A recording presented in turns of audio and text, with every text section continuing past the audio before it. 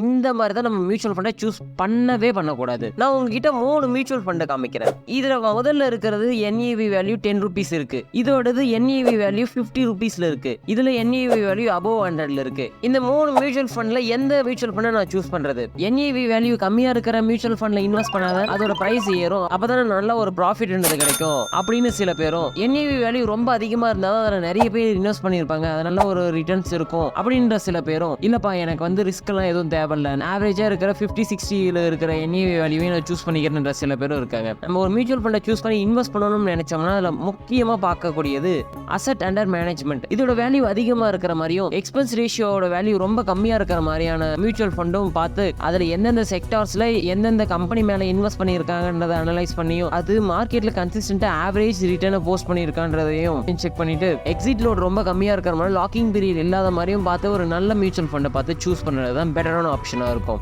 Invest பண்ணணும்னு நினைச்சு எந்த மியூச்சுவல் ஃபண்டை சூஸ் பண்ணணும்னு தெரியாம இருக்கிற உங்க ஃப்ரெண்டுக்கு இந்த வரியில ஷேர் பண்ணி விட்டுருங்க. எக்ஸாக்டா